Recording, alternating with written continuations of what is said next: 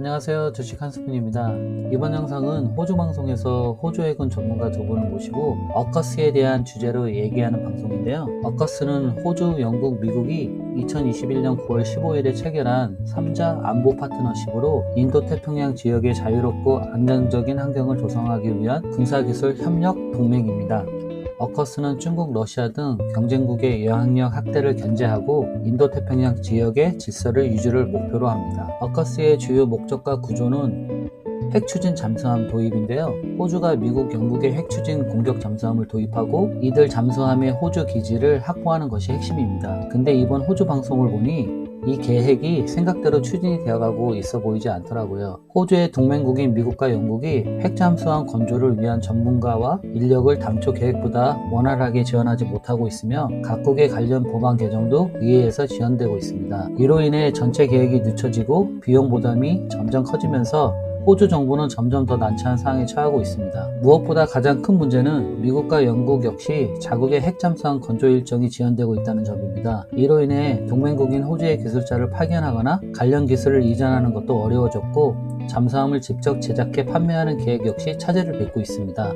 결과적으로 양국 모두 딜레마에 빠진 상황입니다. 그래서 호주 군사 전문가가 이 문제에 대안으로 프랑스 SSK 디젤 전기 추진 방식의 재래식 잠수함 얘기도 거론되고 있습니다. 개인적인 생각이지만 어커스가 여러 문제로 좌절된다면 프랑스 디젤 전기 추진 방식 잠수함이 거론된 만큼 한화오션의 잠수함도 거론될 수 있을 거라 생각됩니다. 추가 정보로 한화오션은 이미 국내 최대 잠수함 수주 실적을 보유하고 있으며 인도네시아에게 잠수함 3척을 수출한 경험도 있습니다. 반면 경제사인 현대중공업은 수상한 분야에서는 강점을 보이지만 잠수함 수출 경험은 없습니다. 어커스 영상에 이어지는 영상은 캐나다가 바라보는 한국 잠수함 구매와 관련된 내용입니다. 원래 캐나다는 미국의 지원을 받아 핵추진 잠수함을 도입할 계획이었지만 트럼프 대통령 재집권 이후 캐나다와 미국 간의 관계가 악화되면서 마치 서로를 적대시하는 분위기로까지 번졌습니다. 이로 인해 캐나다는 미국산 핵잠수함 도입을 포기하고 대신 한국과 독일의 잠수함에 관심을 돌리게 되었는데요. 특히 한국의 잠수함 기술에 대해 매우 높은 평가를 하고 있는 것으로 보입니다. 이번 APEC 정상회의 기간 총리가 한화오션을 직접 방문한 것도 이러한 우호적인 분위기를 보여주는 상징적인 장면이었습니다. 한화오션과 한화에어로스페이스에 대한 투자 흐름을 지켜보면서 김동관 한화그룹 부회장이 다른 경제 기업들보다 방산 부분에서는 몇 수 앞서 내다보고 있다는 사실을 다시금 실감하게 됩니다. 그 성견지명과 전략적 판단력에 감탄하지 않을 수 없습니다. 그럼 지금부터 해당 영상을 함께 보시죠. 저는 이만 물러가겠습니다. 즐거운 주말 보내세요. Hello, this time on SITREP, Australia, the UK and the US have a multi-billion pound plan for submarine supremacy in the Asia Pacific and closer to home. A new generation of British-designed submarines powered by US nuclear technology. 4 years since the AUKUS deal was struck, storm clouds are gathering in the distance. It's under review in the US. Australian opponents are complaining about cost and transparency, and there are warnings from a UK watchdog about the deliverability of these next-generation attack subs. Ministers say, so far, everything's on track. But what if these concerns do materialise into very real problems? We explain the potential pitfalls, how they can be navigated, plus what's at stake for our military capability and that of our key allies. Unique to Australia, diesel-electric submarines no longer are fit for purpose. This will dramatically build our capability and our sovereignty. Defence explained. We have the technology and the designs to be able to deliver our commitments to the SSN AUKUS, and we will. If we fail, it's because we have fundamentally failed to fulfil our basic defence and security objectives. This is SITREP with Kate Chabot and Professor Michael Clark. Well, as we speak, MPs from the Commons are in Australia on a fact-finding trip as they navigate how the AUKUS programme is shaping up. Mike, the fact that they've travelled across the world illustrates, doesn't it, how important AUKUS is to our defence and the fact they can see the potential for this going wrong. Yes, it could be a big moment. I mean, when the AUKUS deal was announced, I mean, the government said it was a landmark deal, and it was, not just in military and industrial terms, but in strategic terms as well.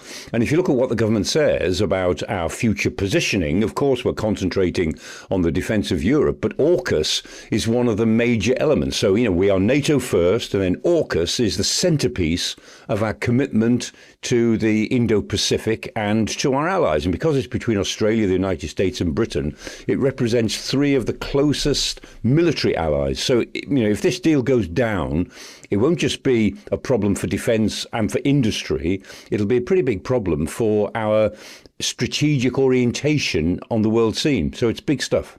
And we are asking a lot of what ifs today, but what we want to do is understand those risk factors, their potential consequences, and how problems could be avoided or at least mitigated. And to help us do that, we welcome Sophia Gaston, Senior Research Fellow at King's College London Department of War Studies. She also serves as a government advisor and has given expert evidence to the Defence Committee's inquiry into AUKUS. And we welcome back Tom Sharp, whose time in the Royal Navy included not only command of 4 warships, but also nearly 3 years as a military planner at Permanent Joint Headquarters. Hello to both of you. Thank you for joining us on SITREP. Tom, when the deal was done, it was hailed as great news for British defence industry. But AUKUS is also about our own future maritime capability, not just that of Australia, isn't it?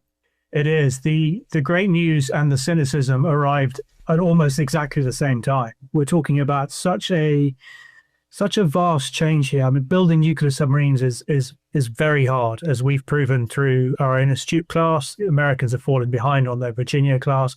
Just building nuclear submarines is hard.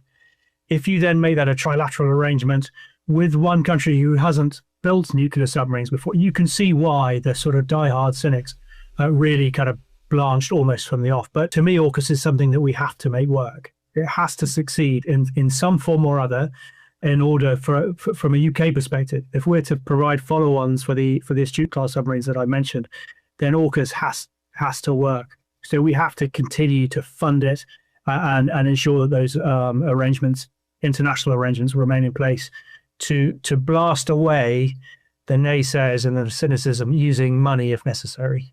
Sophia, there have been important steps forward on paper in the last 4 years. The UK has updated its status of forces agreement with Australia, for example. The US has signed off on key technology exports. So what's your assessment of the state of the AUKUS programme and the level of risk to the many steps still ahead? It's certainly true that there has been significant progress on some of the really vital underpinnings of the AUKUS Pact, which really are legislative and regulatory. And we shouldn't downplay the significance of those advancements. That said, I do think that we have to come back to the central challenge that AUKUS is trying to address, which is really around this asymmetrical advantage that China has been amassing in terms of its military development and the threat that that poses, not just to the United States, but all Western allies. And so really this objective around this sort of collective uplift and collective capability that can really challenge and hopefully exceed China's capabilities, that requires us delivering on pace and mass. And I think one of the problems is that, AUKUS is a very disruptive project. It's a very modern project, and it requires us moving a lot faster and certainly not business as usual on any element of this project delivery. And if we don't move into that extremely ambitious posture and start getting some runs on the board in terms of delivery, then we're going to fail at that deterrence objective and that capability uplift. So delivering at pace and en masse. Let's take the big concerns one by one, starting with the US review and talk that it might not sell Australia 3 Virginia-class submarines. Just explain the issue here, Mike. Yeah, I mean, as we've said, this whole programme requires all 3 nations, even the United States, to do better than they've done so far on submarine design and building. And in the US, they've got the same sort of problems of delivering new submarines as we have. They're different problems. But again, their amber lights are flashing on their programme evaluations, just as our amber lights are flashing on ours, which doesn't mean to say that they're in crisis, but they've got to do better than they're doing now. And so the US has got 2 reasons. One is that they're not sure they can produce enough the Virginia-class subs that they need, or their new subs that they need, to transfer 3 Virginia-class subs to Australia and potentially another 2. So it's 3 in the agreement with the possibility of 5 eventually. They're not sure that they'll have enough coverage themselves to make that transfer. But then the reason they don't talk about is the fear of entanglement, because you've got to realise that behind this are some key people. And I think their scepticism isn't just about their own build programme. It's about an arrangement which entangles the United States when the US is getting further and further into an isolationist mindset. And that's the reason they don't talk about. And I think it may be the thing that is most critical to their review of AUKUS, which is due now, in fact. Okay, then, Sophia, what if the US does renege on selling Virginia-class subs to kickstart things? What then? Well, firstly, I would just like to add on the Pentagon-led review of AUKUS.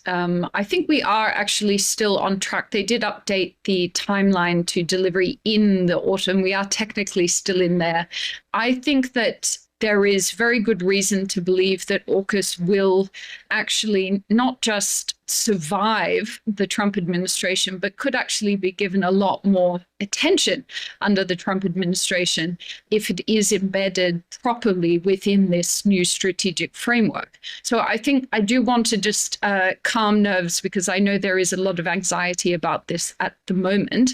That said, it is absolutely true that the political resilience element of AUKUS was completely underpriced at the beginning of this. But I do think that these risks will remain over the course of the project. And I think, one thing that has been revealed from this process is that it's not sufficient to not have any plan Bs on what to do. And I think there was certainly a feeling that Canberra had put itself in a position where it didn't really have many other options if that decision was to be taken. So I would assume that work will now be done. But then, Sophia, what is the plan B if the US reneges on selling Virginia-class subs? Well, I think you have to look at this, it's a trilateral arrangement. Obviously, Britain is actually taking the lead on the SSN AUKUS, and there is a bilateral component to that entire endeavor. But I think there are also, we are seeing from the South Koreans, the Japanese, a lot more interest and engagement in shipbuilding and also getting involved in nuclear shipbuilding. So I think there are possible other allied workarounds. That said, I think while coming up and exploring other possible Plan B solutions, you very much want to invest in actually persuading the United States that this is in their direct national interest and entirely compatible with America First, because that does remain the best possible medium-term opportunity. Tom, is there an option to extend, though, UK and US rotations through Perth?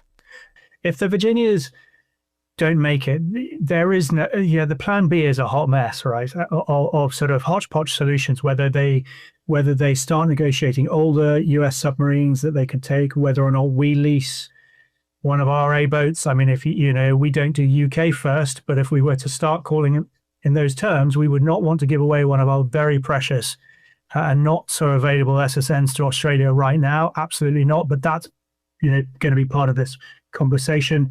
Then you start looking at rapid purchase of SSKs. I mean, that's a huge backward step, but we're talking about it in this country. We are using the sort of the language of that was banned through my time. We need mass, we need experience, and we've lost both. So SSK purchase, rapid SSK purchase. I mean, firstly, there is no such thing, but it's quicker than AUKUS. And then you get into the uncrewed bit. Right. What's the substitute here? What are the uncrewed technological parts of this that could ameliorate delay or absence of Virginias? But it's all messy. I mean, and it sets all the programs back a considerable distance. So I can see why they don't have a clearly articulated plan B, because none of it looks good. Just explain SSK, will you, Tom, please? Yeah, so this is a very important point as to why Australia need SSKs in the first place. So an SSK is a diesel electric submarine. It's powered by a combination of both. It's powered by the batteries through the propeller, And those batteries, obviously, like all batteries, run out. And then at that point, you need to recharge them through the diesel power, diesel engines. And of course, they need air to breathe. That requires the submarine to come to near the surface. This is the Achilles heel of SSKs. They are very quiet when they're operating on their batteries, but they have to come up and run their diesels, which is called snorting, and they make a racket when they do that, and they become much more vulnerable to satellite and radar detection. And Mike, we know that in the next couple of years now, the UK and US are due to start rotating subs to operate from Perth as a first measure. How much of an ask is that for the Royal Navy already? Because the Astute class has had a lot of problems.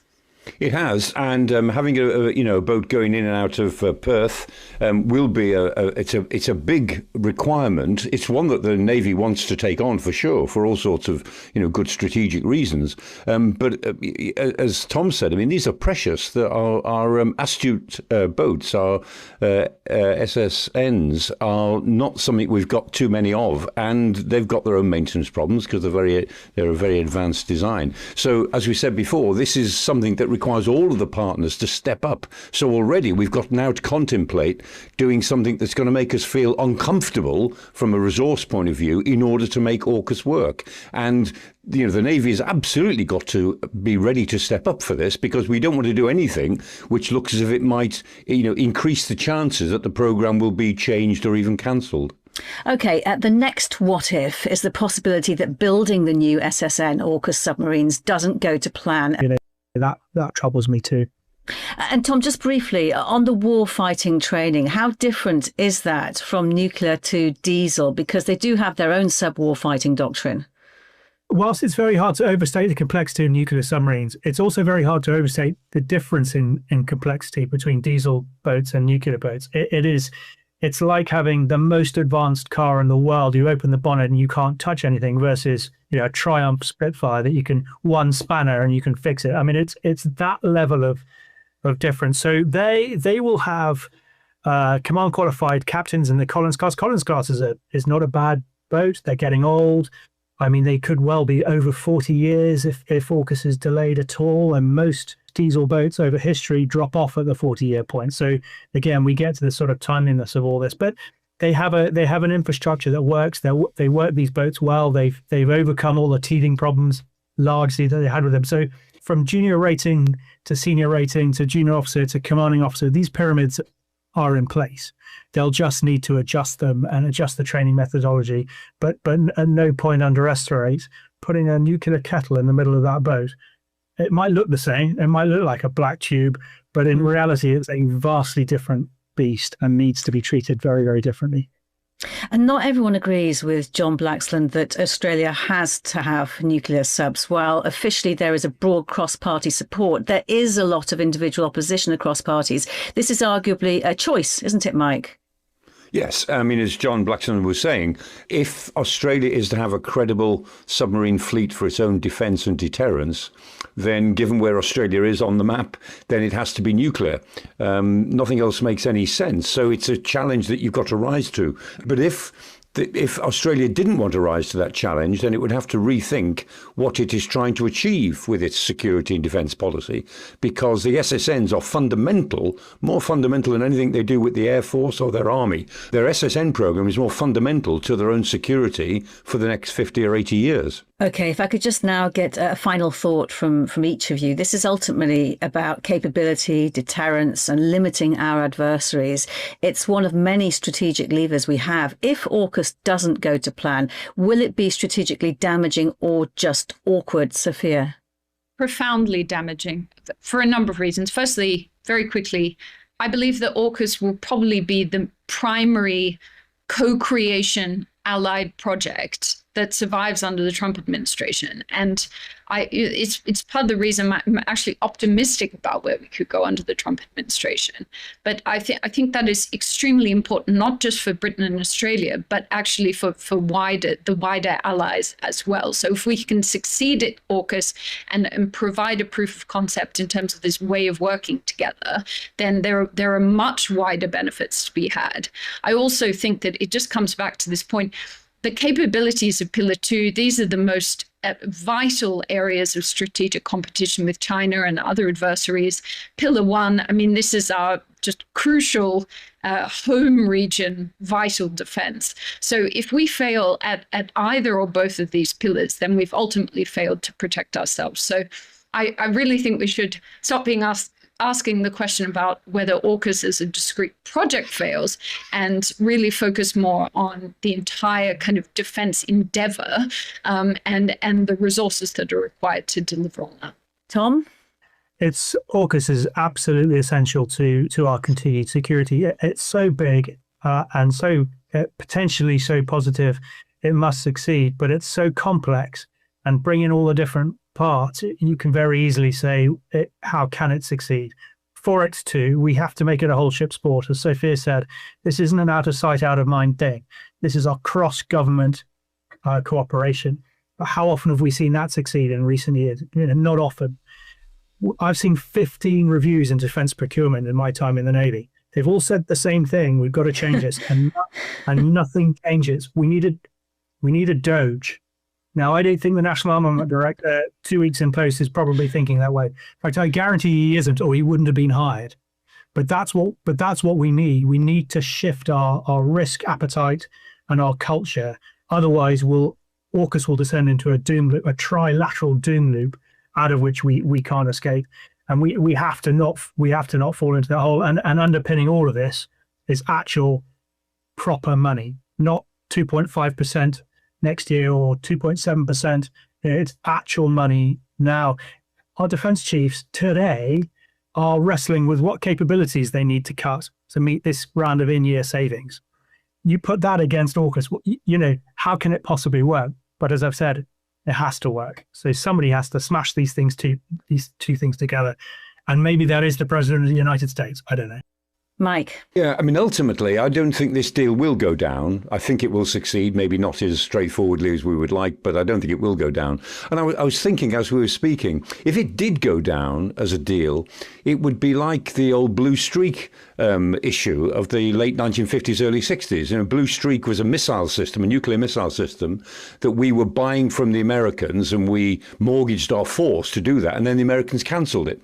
But the Americans then felt so guilty about it that they gave us a really good deal on Polaris, a really good deal. And out of Polaris came the Vanguard, the Trident system and Vanguard. And, the Vanguard program, our present program, is the only really big program that came in under budget and on time. Really big project. And it did what it was supposed to do. It's one of the very, very few examples of a really big project that was under budget and on time. So the collapse of Blue Streak actually had a very favourable ultimate outcome. But that was because the United States was a different United States in those days than the one it is now. And the relationship between Britain and the United States in those days, we're talking about Macmillan and Kennedy here, is very different to the relationship that we can anticipate in the next 10 years. So if AUKUS goes down for some horrible reason as a big project, I don't think there'll be a happy outcome afterwards. I'm sure we will be returning to this subject again and again. Sophia Gaston, Tom Sharp, thank you so much for your time today. Thank you. This is Hanwha's KSS-3 submarine, launched into the sea just in time for the Prime Minister's visit. Mark Carney climbed down 7 meters to check out what the South Koreans want Canada to buy. I told him we can build a submarine in 6 years. The Royal Canadian Navy needs to begin replacing its aging fleet by 2035. Of its 4 submarines, only 1 is operational, the others in maintenance. It's the only technology in the Navy that guarantees that we control our waters. We get to say who comes into our waters, and if they don't have our permission, then we can keep them out. Hanwha uses robot technology to build its submarines, which will cost about $2 billion each. It's competing with a German-Norwegian venture. Carney toured TKMS over the summer.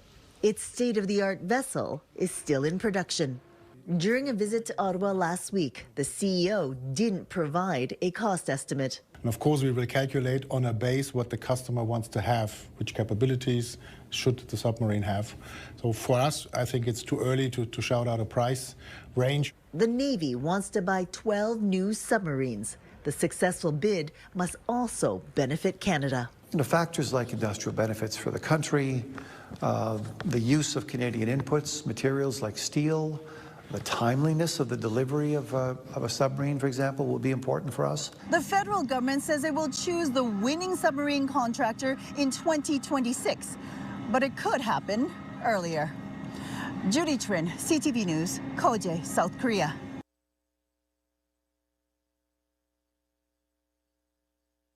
Hanwha is a very serious company.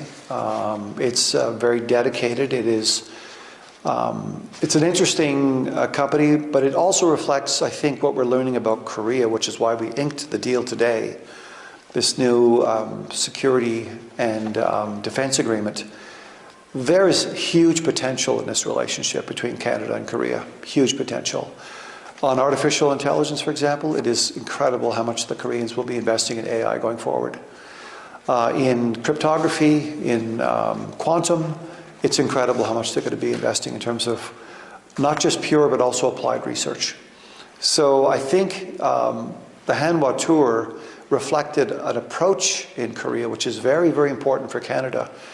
This deal that we've signed is so important because it will allow our members of the CAF, the Canadian Armed Forces, to participate in different training, in different activities, sharing of equipment, platforms that we're building on. We've got about 20 Canadian companies already doing business in Korea in the defense sphere, many Korean companies doing business in Canada, a major lithium factory in Canada owned by the Koreans. So this is going to help us dig deeper and wider in that relationship. That's important because ultimately we need to make sure that we are engaged more fulsomely in this region. And we've chosen Korea, we've chosen Korea for a reason.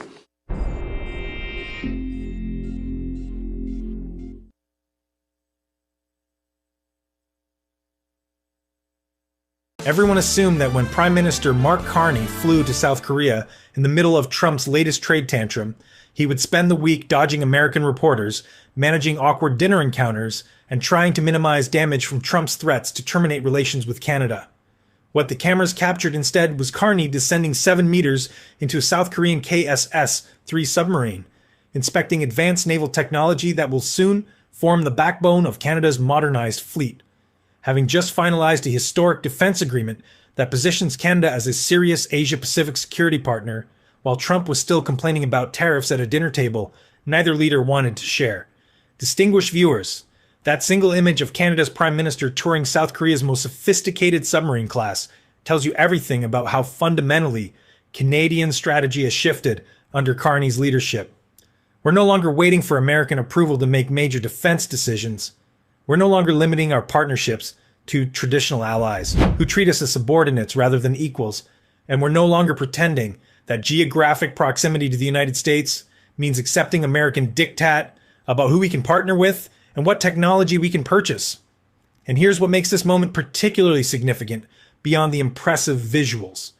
This isn't just a submarine purchase, it's a declaration that Canada charts its own course on defense procurement, economic partnerships, and Asia-Pacific relationships, regardless of what Washington thinks about those choices. If you want to understand why Carney inside a South Korean submarine represents more than a photo opportunity, why it symbolizes Canada's emergence as an independent middle power making strategic decisions based on Canadian interests rather than American preferences, you're in exactly the right place. The context matters enormously. Carney was in South Korea for the APEC summit, where just days earlier he'd received a standing ovation at the ASEAN gathering in Malaysia and announced Canada's $300 billion export diversification plan. Trump was also there, having posted on social media that he didn't come to South Korea to see Canada, making abundantly clear he intended to avoid Carney and maintain his public stance that Canada wasn't worth his attention. Fate and diplomatic protocol had other plans. The two leaders ended up seated directly across from each other at an intimate 8-person dinner hosted by South Korea's president, creating the exact confrontation Trump had publicly tried to dodge. But while Trump spent that dinner offering nothing substantive beyond finger guns and awkward acknowledgments, Carney was finalizing something real. Canada's agreement to purchase 12 KSS-3 class submarines from South Korea's Hanwha-Ocean shipyard, representing one of Canada's most significant defense procurements in decades, and a strategic pivot toward Asia-Pacific partnerships that will define Canadian security policy for generations. Think about the symbolism captured in those submarine tour photographs. There's Carney, no podium, no empty speeches, just quiet confidence as he examines the technology that will patrol Canadian waters and project Canadian sovereignty in the Arctic and Pacific. He's not there as a supplicant hoping for access. He's there as an equal partner in a mutually beneficial relationship between two advanced democracies that share interests in regional stability, technological innovation, and reducing dependence on unreliable American commitments. South Korean engineers are explaining systems. Canadian defense officials are taking notes. This is what serious countries do when they recognize shared interests. They build partnerships based on capability and trust, rather than hoping historical alliances that no longer function properly will somehow magically improve. Subscribe if you want coverage that goes deeper than surface-level headlines about submarine purchases to examine why this deal represents fundamental transformation in how Canada positions itself internationally. To understand why this submarine contract is significant, it is necessary to examine the specific military capabilities Canada has acquired and the broader strategic implications of choosing South Korea as a defense partner over traditional alternatives. Canada is purchasing 12 KSS 3-class submarines, also known as the Changbogo 3 class, representing the latest diesel-electric attack submarine technology that combines sophisticated sensors, advanced weaponry at a POVBAP, and an air-independent propulsion system enabling prolonged underwater operations without surfacing. These are not small coastal patrol vessels. They are military platforms capable of defending Canada's sovereignty along our 3 ocean coastlines, projecting power in the Arctic, and making meaningful contributions to allied operations in the Pacific, where tensions continue to rise and reliable partners become increasingly valuable. The KSS 3 class offers several specific advantages that made South Korea's bid more attractive than alternatives from Germany or other traditional submarine suppliers. First, construction timeline. South Korea's Hanwha-Ocean can deliver approximately 1 submarine per year, meaning Canada's fleet modernization happens over 12 years, rather than the multi-decade timelines that have plagued other procurement programs. That speed matters enormously when your existing submarine fleet is aging rapidly and regional security dynamics are shifting quickly. Second, technology integration. South Korea's defense industry has become a global leader in the naval systems, successfully combining Western technology standards with innovation specific to Asia-Pacific operational requirements. Canadian submarines will benefit from proven systems already operating successfully in one of the world's most challenging maritime security environments. Third, cost and efficiency. South Korean shipbuilding is renowned for delivering advanced capability at competitive prices with reliable timelines, avoiding the cost overruns and delays that frequently plague European defense contractors. Distinguished viewers, if this detailed breakdown of why Canada chose this deal represents Canada's deliberate choice to deepen defense partnerships with Asia-Pacific democracies rather than remaining exclusively dependent on traditional Atlantic alliances that increasingly function poorly under American leadership that treats allies with contempt. South Korea is a sophisticated democracy with advanced technology, shared interests in maritime security and rules-based international order, and proven reliability as a partner that honors commitments and delivers on promises. By choosing Korean submarines, Canada signals we're serious about our stated intention to become a genuine Asia-Pacific power rather than just an Atlantic nation that occasionally looks west. This procurement will create decades of partnership between Canadian and Korean naval forces, shared maintenance and technology development, and broader defense industrial cooperation that strengthens both nations' capabilities.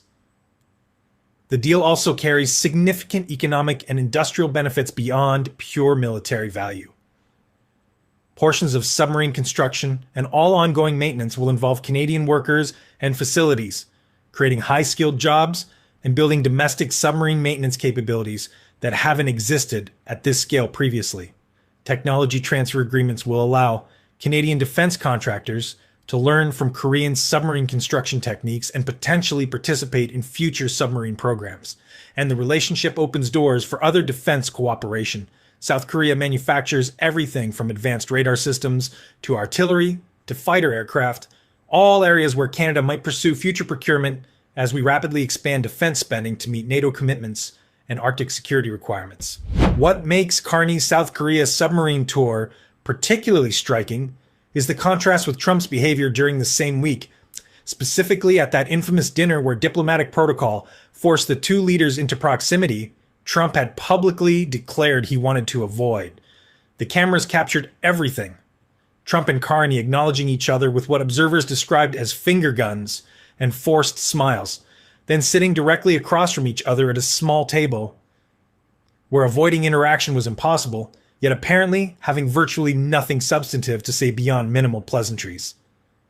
Trump had posted before the dinner that he didn't come to South Korea to see Canada, trying to maintain his tough guy image by publicly snubbing America's closest ally. Then he had to sit across from Carney for an extended formal meal, creating the exact situation his social media posturing claimed wouldn't happen. The result? Awkward silence that showed everyone watching that Trump's performative toughness collapses when confronted with diplomatic reality. While Trump was navigating that self-created awkwardness with nothing to show for his Asia trip except strained relationships and empty rhetoric about properly used tariffs, Carney was methodically building the actual partnerships that advance Canadian interests, meeting with South Korean officials to finalize submarine procurement, discussing manufacturing cooperation that will bring new automotive investment to Canada as companies like BYD and Japanese automakers consider entering Canadian markets to replace the Stellantis and GM facilities that Trump's policies push to relocate south. Visiting Hanwha-Ocean's shipyards to inspect the technology Canada would be purchasing and building relationships with engineers and executives who will partner with Canadian defense contractors for decades. That's what a serious leadership looks like. Showing up with clear objectives, engaging professionally, and leaving with concrete achievements rather than just photo opportunities and grievances. The contrast extends to how both leaders' teams behaved during this trip. While Carney maintained his characteristic composure and professionalism, Trump's ambassador to Canada, Pete Hoekstra, reportedly unleashed a profanity-filled rant at a diplomatic event meant to celebrate U.S.-Canada relations. Think about that for a moment. An American ambassador cursing out Canadian officials while Trump hides behind trade threats and refuses substantive engagement with Canada's Prime Minister. That's not diplomacy. That's dysfunction. That's what happens when a president treats foreign policy as performance art for his domestic base rather than a serious statecraft requiring consistency, respect, and follow-through. And watching this circus play out, Asian leaders draw obvious conclusions about which partnerships offer stability and which offer chaos. If this analysis of how Trump's dinner awkwardness and ambassador's outburst undermined American credibility, while Carney quietly built substantive partnerships, resonates with your understanding of leadership contrast, share this video with others following international relations. Carney's restraint throughout this week speaks volumes. When reporters asked if he and Trump had spoken at the dinner, Carney's response was characteristically measured. Very good. I had a very good conversation.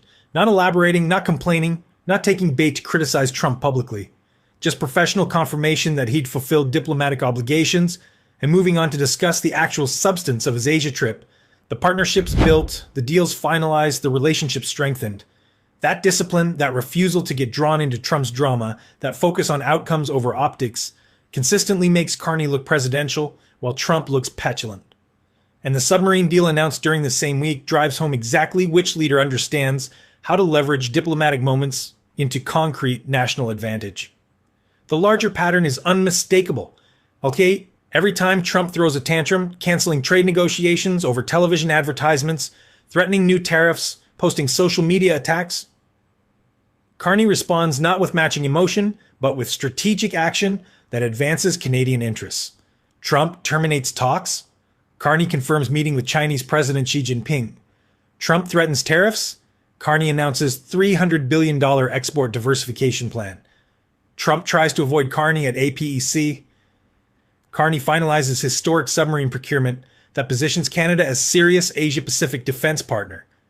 Trump's chaos becomes opportunity for Canadian advancement because Carney refuses to let American dysfunction define Canadian possibility. The 12 South Korean submarines represent more than military hardware. They symbolize Canada's emergence as a nation that makes defense decisions based on Canadian strategic interests rather than deferring to American preferences about which countries we should partner with and what technology we should purchase. For decades, Canadian defense procurement defaulted to American or NATO standard equipment, partly because of genuine interoperability requirements, but also because we assume maintaining close defense relationships with traditional allies meant limiting our options.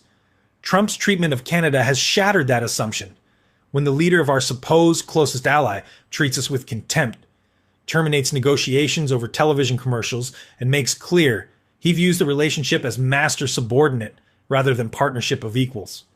The logical response is expanding our defense partnerships to nations that treat us with respect and offer genuine cooperation. South Korea represents exactly such a partner, a sophisticated democracy with world-class technology, shared interests in maritime security and regional stability, proven reliability in honoring commitments, and genuine interest in mutually beneficial relationship rather than domination. The submarine deal creates decades of partnership that will strengthen both nations' defense capabilities while reducing Canadian dependence on American or European suppliers who increasingly demonstrate they cannot be relied upon for consistent, respectful partnership. As Canada expands defense spending dramatically to meet NATO commitments and Arctic security requirements, having diverse, reliable suppliers becomes essential to avoiding the kind of dependency that allows any single partner to leverage defense relationships for political purposes. The submarines will patrol Canadian waters and project sovereignty in Arctic and Pacific regions where strategic competition intensifies. They'll participate in allied operations alongside American, Australian, Japanese, and other democratic partners' forces, demonstrating that choosing Korean technology doesn't mean isolation, but rather expanded partnership options. And they'll employ Canadian workers for decades of maintenance and operations, building domestic defense industrial capabilities that support sovereignty practically rather than just rhetorically.